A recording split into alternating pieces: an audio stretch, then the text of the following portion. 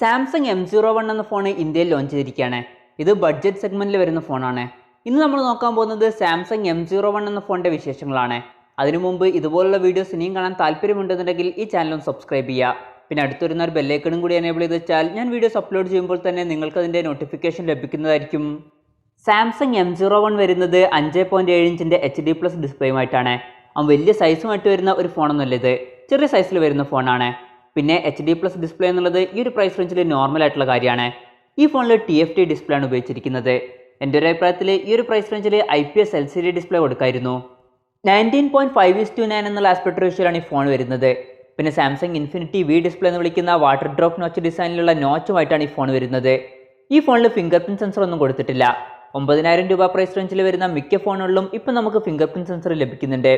അപ്പം ഈ ഫോണിൽ ഫിംഗർ പ്രിന്റ് സെൻസർ കൊടുക്കായിരുന്നു എന്നാണ് എൻ്റെ ഒരു അഭിപ്രായം. പിന്നെ ഫോണിൻ്റെ ബാക്കിൽ പ്ലാസ്റ്റിക് ബാക്ക് ബോഡിയാണ് കൊടുത്തിരിക്കുന്നത്.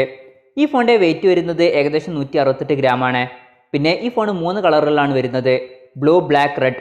പിന്നെ പ്രൊസസ്സറിനെ പറ്റി പറയുകയാണെങ്കിൽ സ്നാപ്ഡ്രാഗൺ 439 എന്നുള്ള പ്രൊസസ്സറുമായിട്ടാണ് ഈ ഫോൺ വരുന്നത്. 9,000 രൂപ പ്രൈസ് റേഞ്ചിൽ വളരെ നല്ലൊരു പ്രൊസസ്സർ എന്നൊന്നും പറയാൻ പറ്റില്ല.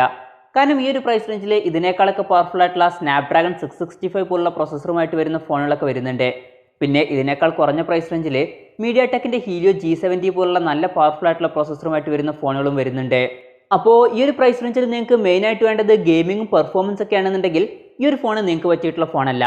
അതല്ല, നിങ്ങൾക്ക് സാംസങ്ങിൻ്റെ തന്നെ ഫോൺ ഈ പ്രൈസ് റേഞ്ചിൽ വേണം നിർബന്ധമുണ്ടെങ്കിൽ മാത്രം ഈ ഒരു ഫോൺ സെലക്ട് ചെയ്താൽ മതി.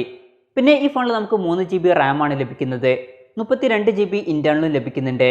പിന്നെ മെമ്മറി എക്സ്പാൻഡ് ചെയ്യണമെന്നുണ്ടെങ്കിൽ ഈ ഫോണിൽ നമുക്ക് ഡെഡിക്കേറ്റഡ് മെമ്മറി കാർഡ് സ്ലോട്ട് ലഭിക്കുന്നുണ്ട്. അതായത് 2 സിം യൂസ് ചെയ്യുമ്പോൾ തന്നെ ഒരു മെമ്മറി കാർഡ് നമുക്ക് സെപ്പറേറ്റ് ആയിട്ട് യൂസ് ചെയ്യാം. പിന്നെ ഈ ഫോണിൽ 3.5mm ഓഡിയോ ജാക്ക് കൊടുത്തിട്ടുണ്ട്. ആൻഡ്രോയിഡ് 10 ബേസ് ചെയ്തിട്ടുള്ള 1 UI സോഫ്റ്റ്വെയറുമായിട്ടാണ് ഈ ഫോൺ വരുന്നത്. ക്യാമറയെ പറ്റി പറയുകയാണെങ്കിൽ ഫോണിൻ്റെ പിന്നിൽ നമുക്ക് ഒരു ഡ്യുവൽ ക്യാമറ സെറ്റപ്പാണ് ലഭിക്കുന്നത്. 13 മെഗാപിക്സലിൻ്റെ f2.2 അപ്പേഴ്സിൽ വരുന്ന മെയിൻ സെൻസറാണ് വരുന്നത്.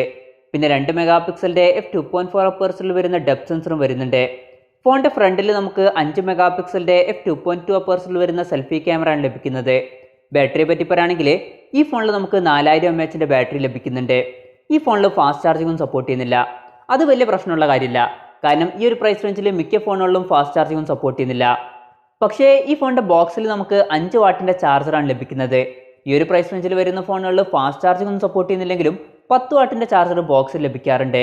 അപ്പം ഈ ഫോൺ ചാർജ് ചെയ്യാൻ കുറച്ച് അധികം ടൈം എടുക്കും. ഈ ഒരു ഫോണിൻ്റെ ബോക്സിൽ 10 വാട്ടിൻ്റെ ചാർജർ കൊടുക്കായിരുന്നു എന്നാണ് എൻ്റെ ഒരു അഭിപ്രായം. പിന്നെ മൈക്രോ USB ചാർജിംഗ് പോർട്ടുമായിട്ടാണ് ഈ ഫോൺ വരുന്നത്.